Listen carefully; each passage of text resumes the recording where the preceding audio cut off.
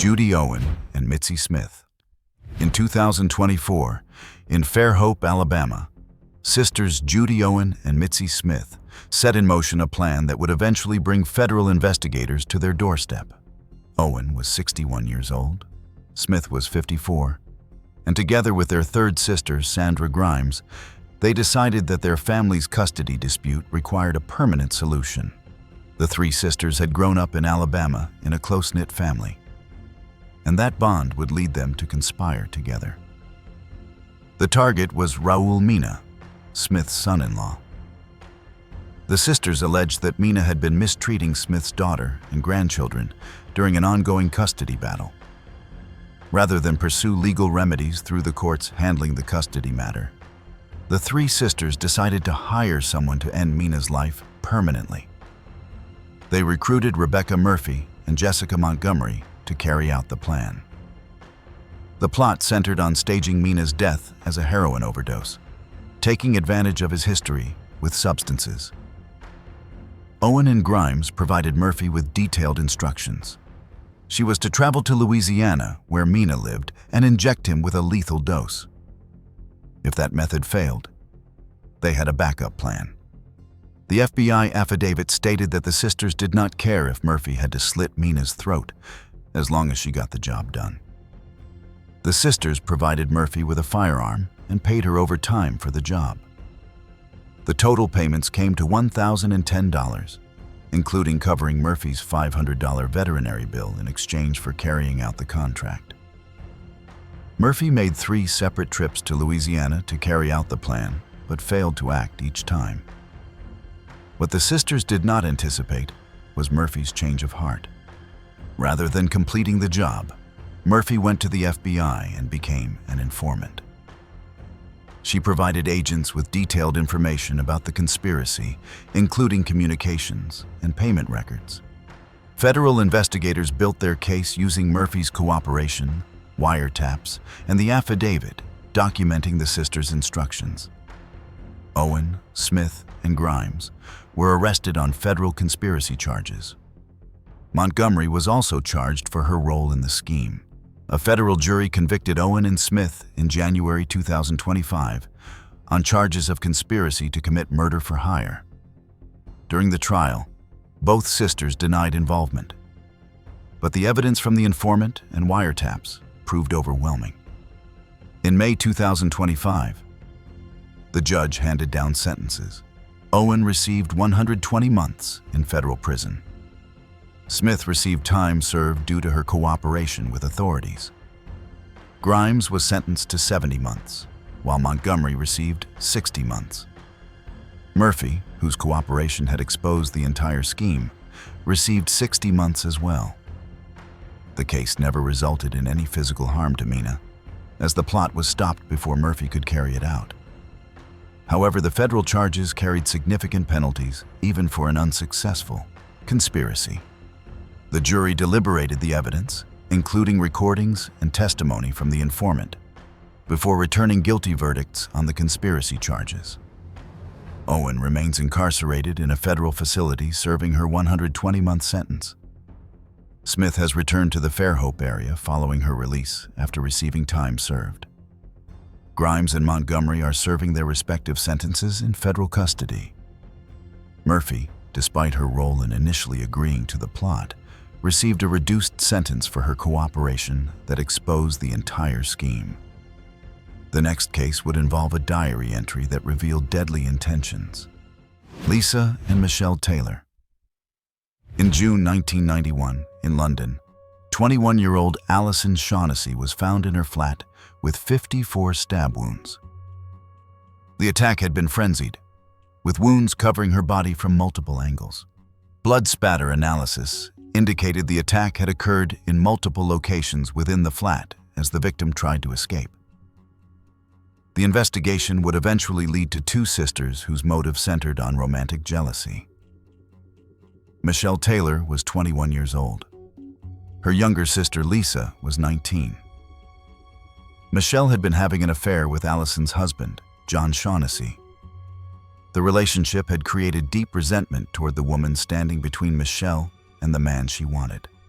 What investigators would later discover was that Michelle had documented these feelings. Michelle's diary contained entries that revealed her hatred toward Allison.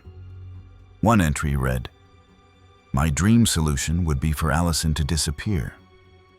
Another entry stated, "I hate Allison, the unwashed bitch." These writings would become central evidence in the prosecution's case, establishing motive and premeditation. The investigation gathered physical evidence connecting the sisters to the crime scene. Fingerprints were recovered that matched the Taylor sisters. Witnesses reported seeing them in the area around the time of the attack. When questioned, the sisters provided alibis that investigators were able to disprove. The forensic analysis of Allison's wounds indicated an attack driven by intense emotion. 54 stab wounds suggested rage rather than a calculated execution. The prosecution argued that Michelle's jealousy had boiled over into homicidal fury, with Lisa participating in the attack. The sisters were convicted in 1992 and sentenced to life imprisonment. The case attracted significant media coverage, with tabloids sensationalizing every detail of the love triangle and the brutal nature of the attack. Michelle and Lisa maintained their innocence throughout. However, the case took a dramatic turn on appeal.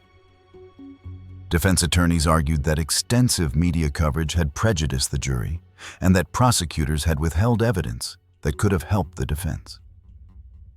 In 1993, the Court of Appeal agreed, finding that the media's treatment of the case had made a fair trial impossible.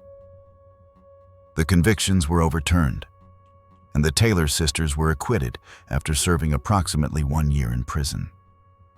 They were released and have since lived privately, their whereabouts unknown to the public. The case remains controversial, with Allison's family maintaining that justice was not served.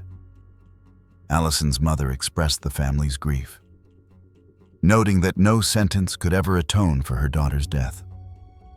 The 54 wounds Allison suffered that day have never been officially attributed to anyone since the acquittal. The Taylor sisters disappeared from public life following their release. They have not spoken publicly about the case, and their current whereabouts remain unknown. The case continues to be studied as an example of how media coverage can affect criminal proceedings, though for Allison's family, questions about what actually happened in that London flat remain unanswered. John Shaughnessy, whose affair with Michelle set the events in motion, has also remained out of public view since the trial. The love triangle that prosecutors argued led to Allison's death ended with acquittals, but the brutal nature of her wounds continues to haunt those familiar with the case. What happens when twin rivalry escalates to attempted elimination? Gina Han and Sunny Han. Identical twins, Gina and Sunny Han were born in South Korea in 1974 and immigrated to California with their family around 1976. Their childhood was marked by difficulties, including a difficult mother and their parents' eventual divorce. As they grew older, the twins developed along different paths. Sunny excelled academically and built a stable life. Gina accumulated a criminal record that included theft and family-related offenses. By 1996, the rivalry between the twins had reached a dangerous point. Gina developed a plan to have Sunny harmed so that she could assume her sister's identity and take over her life. The scheme reflected years of resentment toward a sister who had achieved what Gina had not. Gina recruited several teenagers to carry out the plan. They were to break into Sunny's home in Irvine, California, restrain her, and end her life. The teenagers were given specific instructions about how to enter the residence and what to do once inside. The accomplices entered the residence and bound the victims inside, but the attack failed before it could be completed. Police interrupted the crime in progress after receiving a call, arresting the teenage accomplices who quickly implicated Gina as the mastermind behind the entire scheme. The investigation connected Gina to the conspiracy through the testimony of her recruits and evidence linking her to the planning. Her prior criminal history, including theft from family members, established a pattern of behavior. Prosecutors argued that Gina's jealousy of her successful twin had driven her to plot Sonny's elimination. District Attorney Tony Rackauckus described Gina as a manipulative and dangerous individual during legal proceedings. The case earned Gina the media nickname, the Evil Twin, a label that has followed her since. The contrast between the successful Sonny and the criminal Gina became a central narrative in coverage of the case. In 1998, Gina was convicted of conspiracy to commit murder and related charges. She was sentenced to 26 years to life in prison. Sonny survived the attack and has since maintained her privacy, living away from public attention. Gina served over 2 decades in prison before becoming eligible for parole. Despite opposition from prosecutors, she was released on parole in 2018. The district attorney's office had argued against her release, citing the calculated nature of her crime and the danger she might pose. As of 2025, Gina remains free following her parole. Sonny has continued to live privately, away from her sister and the media attention the case generated. The twins have had no public contact since Gina's release, and Sonny has taken measures to protect her privacy and security. The case remains one of the most striking examples of sibling rivalry taken to criminal extremes. Gina spent over 20 years in prison for plotting against her own twin, driven by jealousy over their different life outcomes. Whether she has reformed during her incarceration or continues to harbor resentment toward her sister is unknown. The next case would involve a condition so rare that it defied explanation: Ursula and Sabina Eriksson. In May 2008, Swedish twins Ursula and Sabina Eriksson appeared on a British motorway and proceeded to engage in behavior that left witnesses and police completely baffled. The events that followed would result in a death that might have been prevented had authorities recognized the severity of what they were witnessing. Both women repeatedly ran into oncoming traffic on the M6 motorway, sustaining serious injuries. When officers tried to restrain them, both displayed what witnesses described as superhuman strength and made bizarre statements that made no sense. Sabina was recorded shouting, "They're going to steal your organs," at police officers attempting to help her. Both twins seemed disconnected from reality, unable to recognize the danger they were in or respond rationally to those trying to assist them. The incident was captured on camera by a film crew that happened to be following the police that day. Ursula was seriously injured and hospitalized. Sabina, despite being struck by a vehicle, recovered with remarkable speed.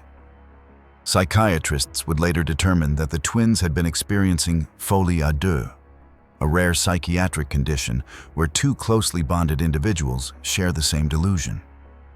The condition is extremely uncommon and typically involves people in close, isolated relationships. The twins had lived relatively normal lives until this point. Born in Sweden in 1967, they had no significant criminal or psychiatric history. Ursula had moved to the United States, settling in Washington State, while Sabina lived in Ireland with her family. What triggered their shared psychotic episode has never been definitively established. After the motorway incident, Sabina was assessed and released from custody within a day, a decision that would have fatal consequences. She was taken in by Glenn Hollinshead, a good Samaritan who offered her a place to stay. The following day, still apparently in the grip of her delusions, Sabina stabbed Hollinshead to death in his own home. The investigation into Hollinshead's death was straightforward. Sabina was found near the scene after stabbing herself and jumping from a bridge. She survived and was arrested. The forensic evidence and witness testimony clearly established her as the perpetrator.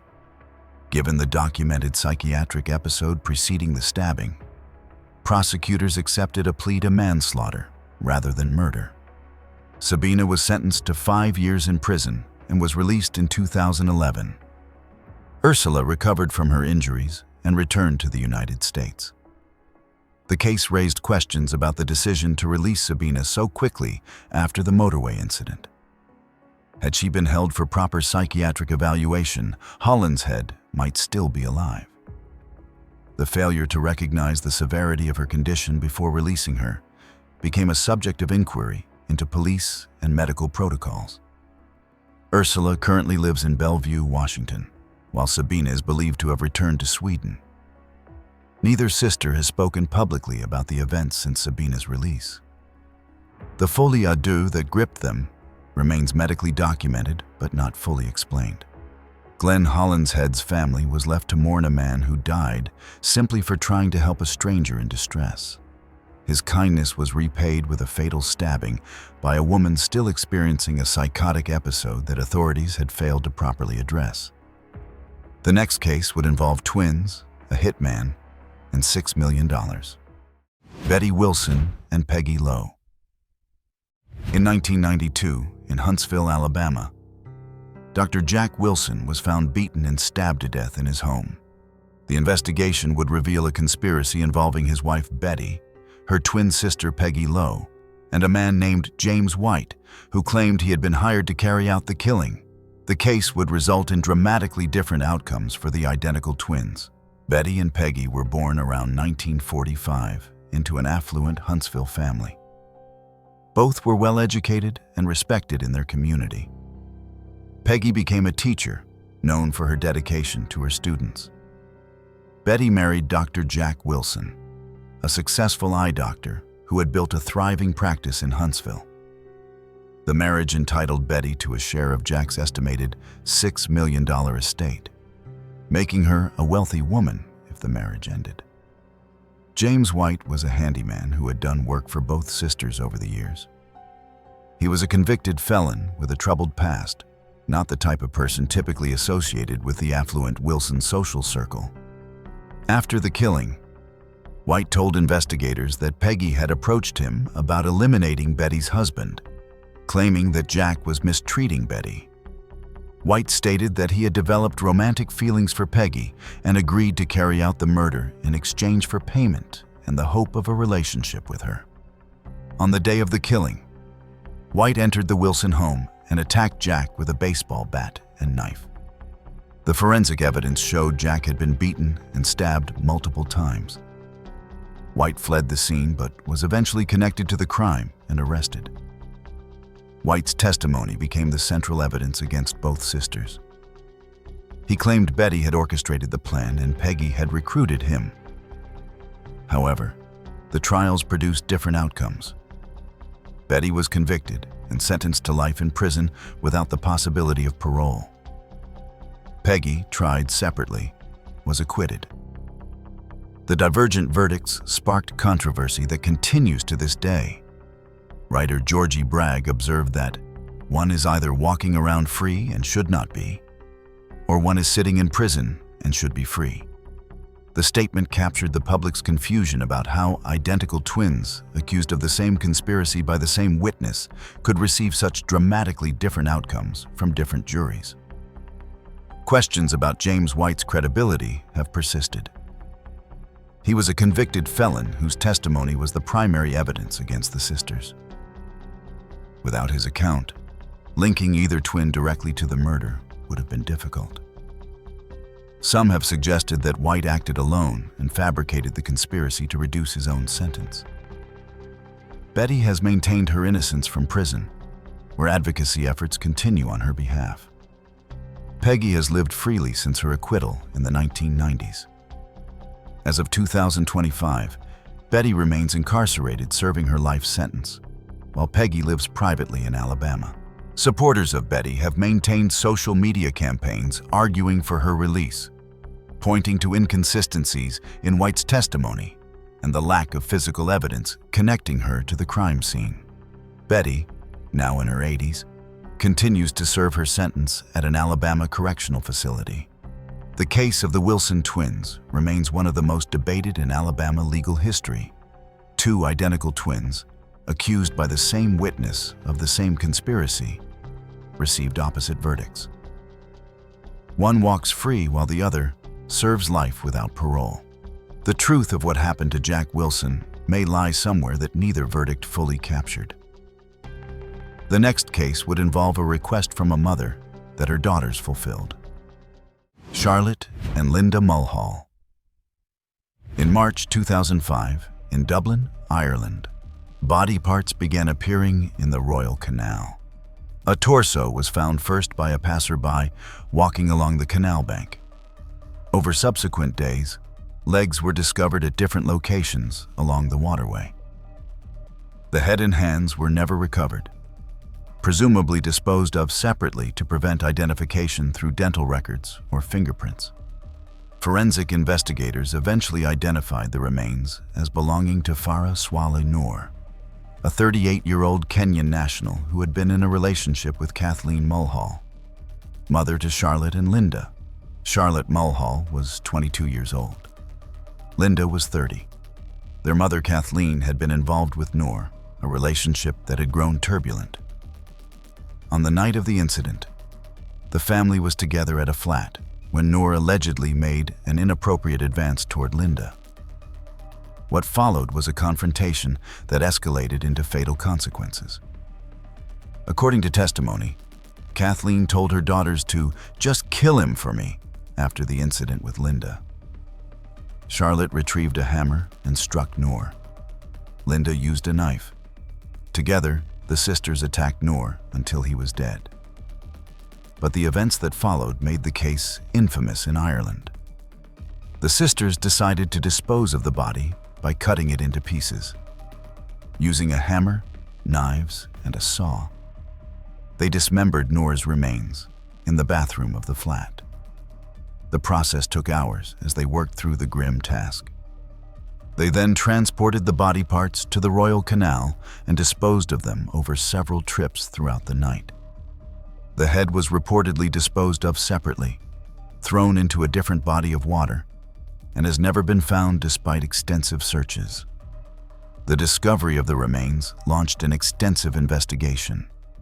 Forensic teams analyzed the body parts, matching wounds to potential weapons. DNA evidence identified the victim. The investigation eventually led to the Mulhall family through Noor's known associates and his relationship with Kathleen. Both sisters eventually confessed to their roles. The details they provided about the dismemberment shocked investigators and the public. Justice Paul Carney, who presided over the case, described it as the most grotesque killing in my professional lifetime. The media dubbed Charlotte and Linda the Scissor Sisters, a nickname that has stayed with them. The trials resulted in different verdicts based on each sister's role. Charlotte was convicted of murder and sentenced to life imprisonment. Linda was convicted of manslaughter and received 15 years. The distinction reflected Charlotte's role in initiating the fatal attack with the hammer. Kathleen Mulhall was convicted of helping dispose of the body and received 5 years. Her request to her daughters that sparked the attack remained a troubling element of the case. Linda was released from prison in 2018 after serving her sentence. Charlotte has been progressing through the Irish prison system, receiving temporary releases as part of her rehabilitation. In September 2025, she was granted an overnight release from Limerick Prison, with full release potentially approaching. The case marked 20 years in 2025 since the killing. The name Scissor Sisters has followed Charlotte and Linda since their conviction, making any return to normal life difficult. Linda has attempted to live quietly since her release, while Charlotte continues working toward her eventual freedom. Farah Noor's head was never recovered, meaning he could never be given a complete burial. The Royal Canal where his body parts were found became a grim landmark in Dublin's criminal history. The case remains one of the most disturbing in Irish legal memory, both for the brutality of the attack and the clinical manner in which the sisters disposed of the remains. If you've made it this far and enjoy deep dives into the most shocking criminal cases, Hit that subscribe button and don't forget to press the bell icon. The next case would involve twin sisters who believed they had no other choice but to act against their own brother. Leandra and LeMay Matthews. In 2017, in Silver Spring, Maryland, twin sisters Leandra and LeMay Matthews made a decision that would send one of them to prison for decades. Their brother Christian Matthews had been making threats against the family, and the twins determined that the situation required a permanent solution. They brought in Leandra's boyfriend to help carry out what they had planned. The sisters conspired with Leandra's boyfriend to strangle Christian. The motive centered on fear. Christian had allegedly been threatening Leandra and her young child, creating a situation the twins felt they could not escape through conventional means. Rather than seek protection orders or involve law enforcement, they decided to eliminate the threat themselves. The plan was carried out as the conspirators intended. Christian Matthews was strangled to death. The autopsy confirmed the cause of death as strangulation, providing forensic evidence of how the killing had occurred. But the conspiracy did not remain hidden for long. The investigation uncovered text messages between the participants that documented their planning and coordination. These texts became crucial evidence, showing the premeditation involved in Christian's death. Additionally, confessions from the participants helped prosecutors build their case against all three conspirators. Leandra's role in the conspiracy was determined to be central. When confronted with the evidence, she acknowledged her participation, stating it had to be done. This admission, combined with the text evidence and her boyfriend's statements, established her direct involvement in planning and executing the murder of her own brother. Leandra was convicted of second-degree murder and sentenced to 25 years in prison. The sentence reflected her role as one of the primary planners of the killing. She is currently serving her sentence in the Maryland Correctional System. LeMay faced charges as an accessory to the murder. Her role was determined to be supportive rather than directly participatory in the actual killing. As of the most recent reports, LeMay was still awaiting sentencing for her part in the conspiracy.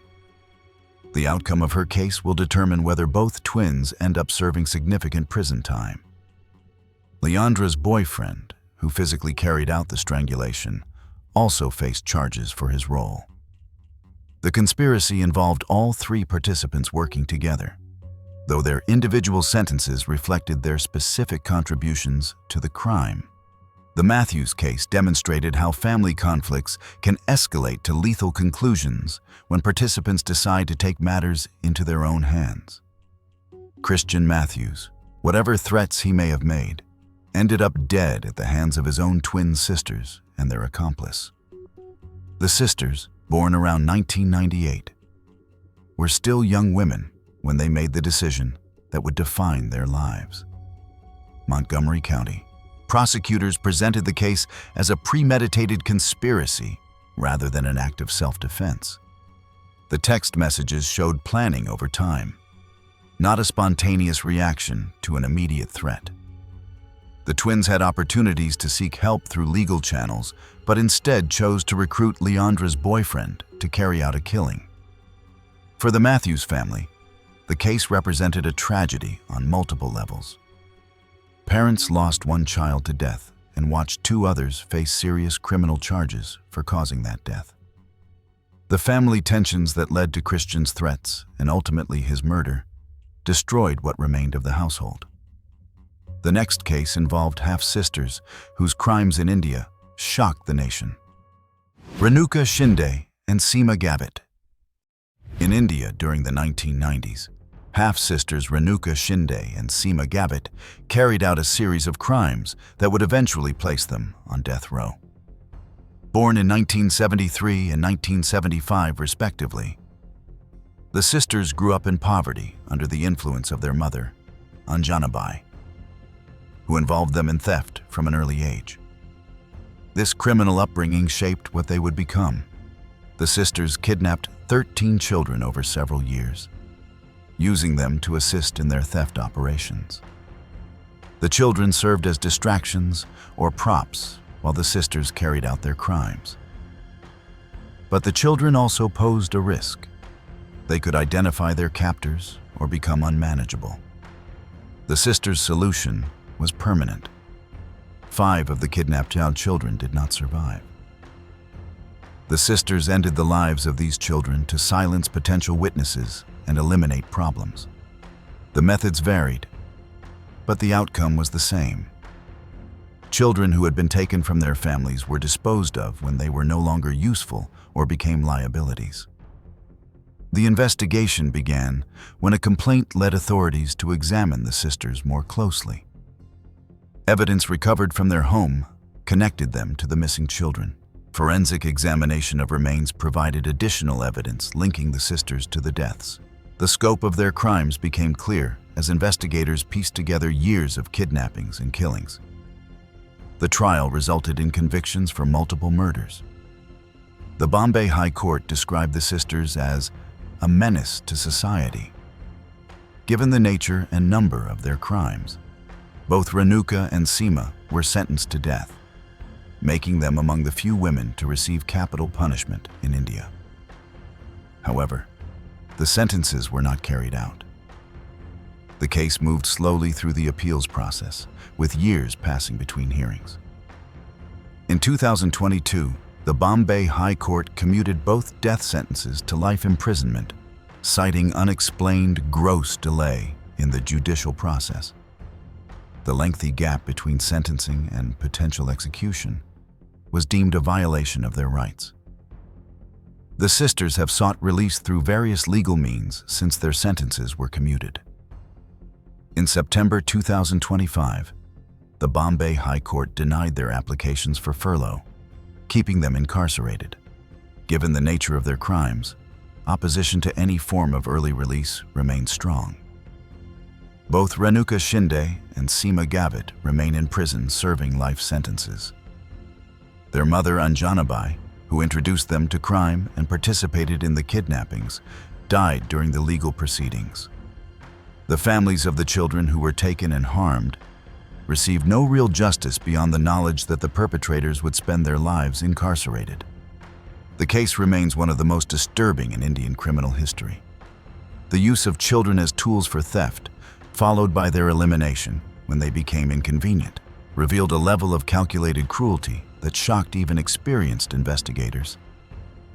The sisters showed no remorse during their trial, treating the proceedings as an inconvenience rather than a reckoning. India's Supreme Court reviewed the commutation decision and upheld the life sentences, agreeing that the delay in carrying out the death penalty had been excessive. The sisters will likely die in prison given their ages and the length of their sentences, but they avoided the execution they had originally been sentenced to receive. The next case would involve 2 sisters, their elderly father, and a secret that took years to unravel. Mary Beth Tomaselli and Linda Roberts. In 2015, in Florida, Anthony Tomaselli passed away at the age of 87. His death appeared to be from natural causes, an elderly man whose health had been declining. His daughters, Mary Beth Tomaselli and Linda Roberts, had been caring for him, and his passing seemed like a sad but expected outcome. It would take years before the truth emerged. The sisters had drugged their father with medication and then suffocated him. The method was designed to look like a natural death, and it worked. Initially, no one suspected foul play. An autopsy noted medication in his system, but attributed the death to his advanced age and failing health. The sisters had seemingly gotten away with what they had done. The case remained closed for nearly 4 years. Then an unexpected source broke the secret open. Both sisters had been involved with the same man, a lover they shared without initially knowing about each other's relationship with him. When the complicated romantic situation came to light, the man became a witness against both sisters. Both Mary Beth and Linda had separately confessed to their shared lover about what they had done to their father. They told him the details of how they had drugged and suffocated Anthony Tomaselli. When the love triangle collapsed, this man went to authorities with what the sisters had told him. Pinellas County Sheriff Bob Gualtieri described the case as the perfect murder that had nearly succeeded. The sisters had eliminated their father, avoided detection for years, and would have remained free if not for the bizarre romantic entanglement that led to their exposure. The motive appeared to involve both their father's declining health and financial considerations related to his estate. The sisters were charged in 2019, 4 years after Anthony Tomaselli's death.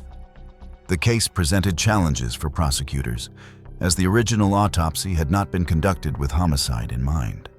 The confessions to the shared lover became the central evidence.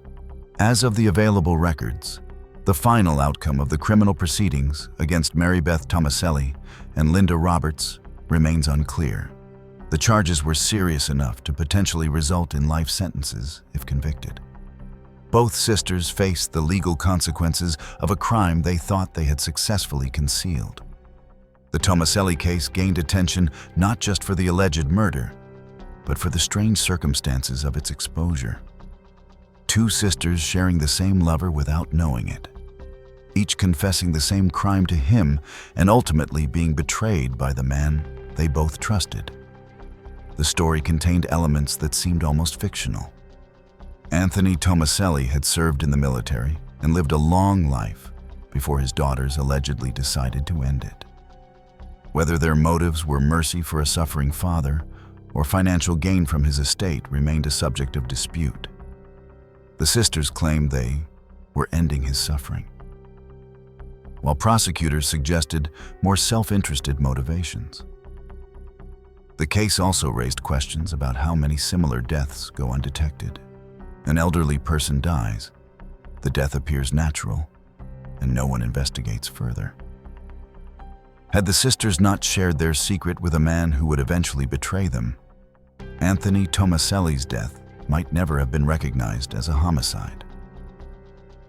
What happens when a confrontation between mother and daughters turns fatal? Jasmia and Tasmia Whitehead. On January 13, 2010, in Conyers, Georgia, Jarmeka Nikki Whitehead was found dead in her home. The 16-year-old twin daughters she lived with, Jasmia and Tasmia, told police that they had discovered their mother's body after returning home. The scene suggested a brutal attack. Nikki had been beaten and stabbed multiple times, with defensive wounds on her arms indicating she had tried to fight off her attacker. Initially, investigators treated the twins as grieving witnesses rather than suspects. However, the forensic evidence told a different story. Examination of Nikki's body revealed bite marks that would become crucial to the investigation. The distinctive pattern of human bites suggested close-range combat with someone who had literally fought with their teeth. When compared to dental records, the bite marks matched both Jasmia and Tasmia. The investigation intensified its focus on the twins. Their initial story began to fall apart under scrutiny. The crime scene evidence indicated that whoever attacked Nikki had been involved in a prolonged physical struggle with her. The bite marks, blood evidence, and witness accounts of the family's troubled dynamics all pointed toward the daughters. Eventually, both twins confessed to their roles in their mother's death.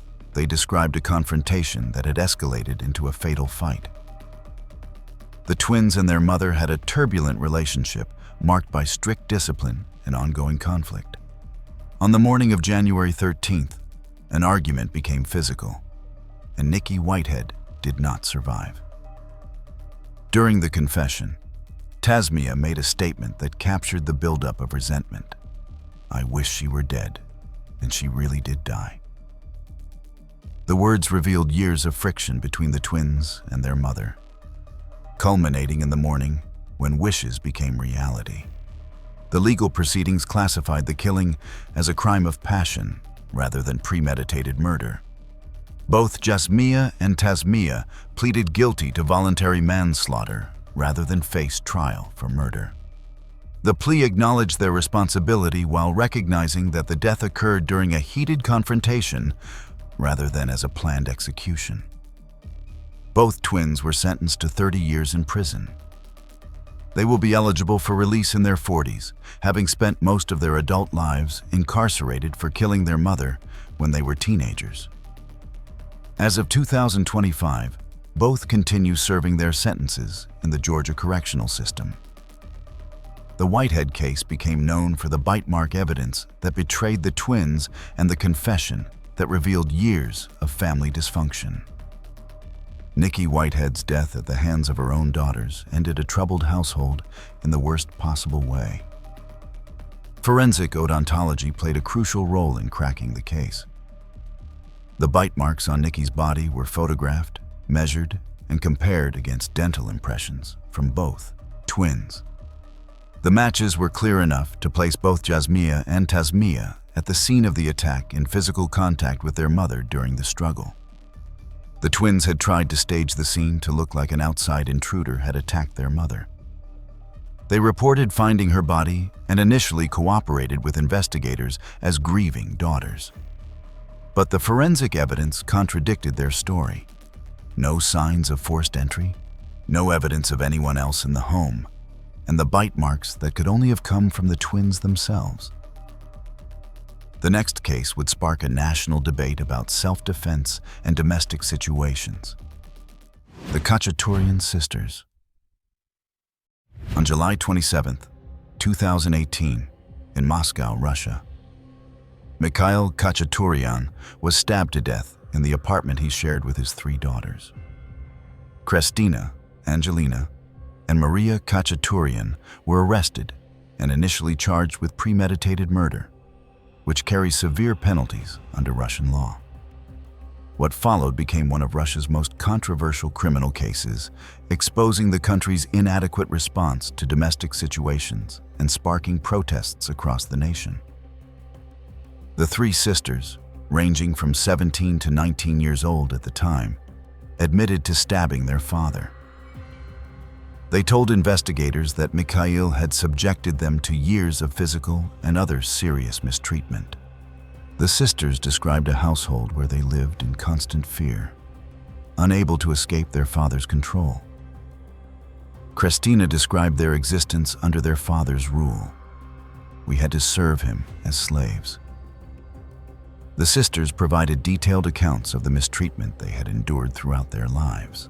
Medical examinations conducted after their arrest found evidence consistent with their claims of long-term physical harm. The investigation uncovered a pattern of behavior by Mikhail Khachaturian that supported the sisters' accounts. Neighbors and acquaintances testified about his controlling nature and the isolation of the family. The evidence painted a picture of a household dominated by fear and regular mistreatment.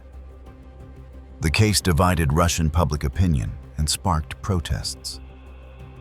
Women's rights advocates argued that the sisters had acted in self-defense after years of torment that authorities had failed to address. Others maintained that the killing was premeditated and should be prosecuted as murder. The legal proceedings became a referendum on Russia's approach to domestic situations. The case proceeded slowly through the Russian legal system, with multiple delays and procedural complications. In April 2025, a significant development occurred when Mikhail Khachaturian was convicted posthumously of the mistreatment his daughters had described.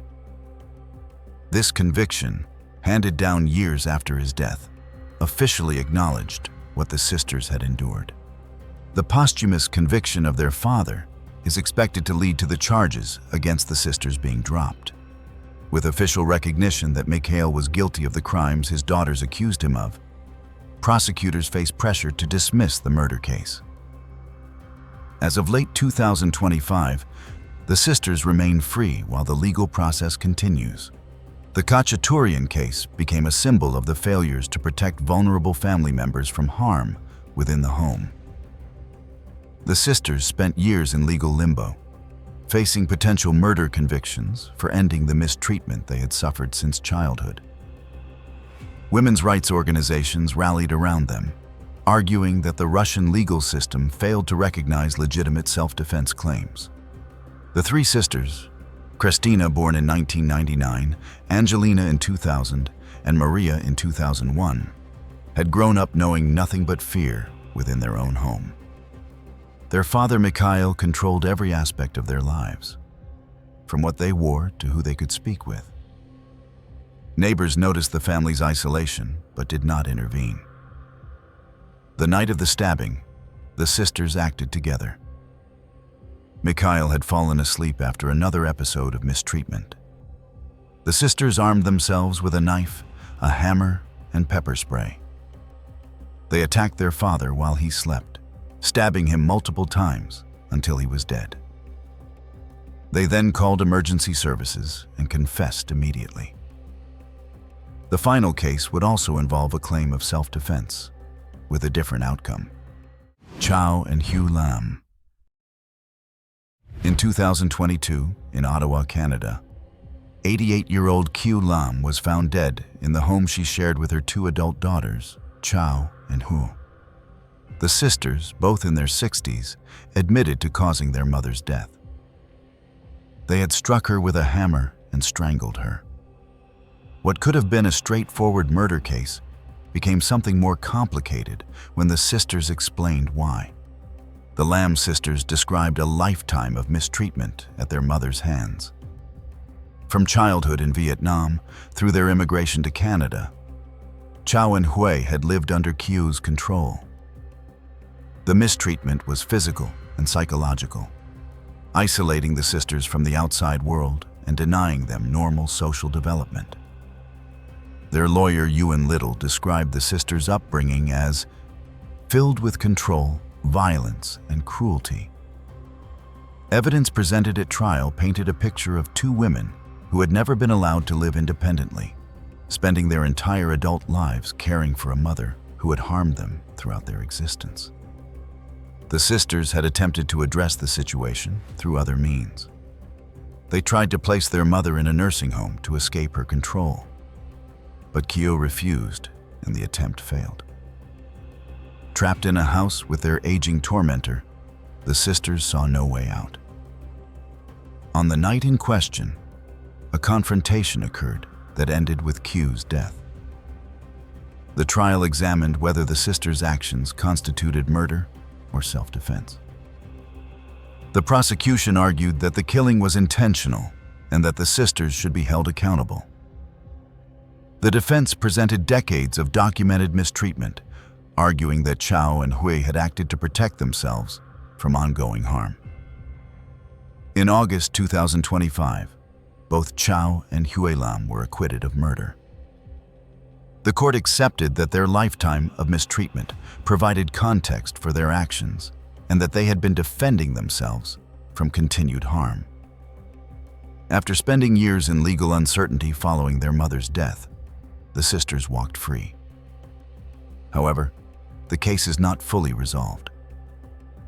The Crown has appealed the acquittal, arguing that the self-defense finding was not supported by the evidence. If the appeal succeeds, Chow and Hui could face a new trial or have convictions entered.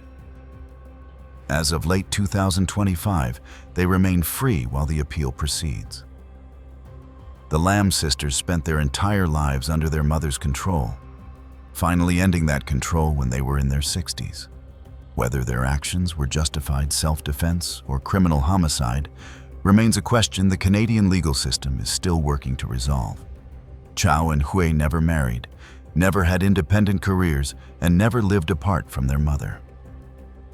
Their entire existence had been defined by caring for a woman who had mistreated them since childhood. When Kyo refused to enter a nursing home, the sisters saw their hopes of ever escaping her control disappear. They were trapped in a house with their tormentor with no end in sight, except her natural death. The acquittal sparked debate in Canada about how the legal system should treat defendants who have endured prolonged mistreatment before taking action against their abusers. Defense attorneys argued that the sisters had no realistic alternative. They could not leave their elderly mother, could not force her into care, and could not continue enduring her cruelty indefinitely. The Crown's appeal argues that self-defense requires an imminent threat, not a generalized fear based on past mistreatment. The prosecution maintains that the sisters could have sought help through social services, or simply left the home, rather than resorting to lethal force. The appeal will determine whether the acquittal stands or whether Chow and Hui face renewed legal jeopardy. As the sisters await the outcome of the appeal, they live freely for perhaps the first time in their lives. Their mother's death, whatever its legal classification, ended decades of control and mistreatment. Whether they will remain free depends on how Canadian appeals courts interpret the boundaries of self-defense. This was all from our side today. Thanks for watching. Click here to check out another video.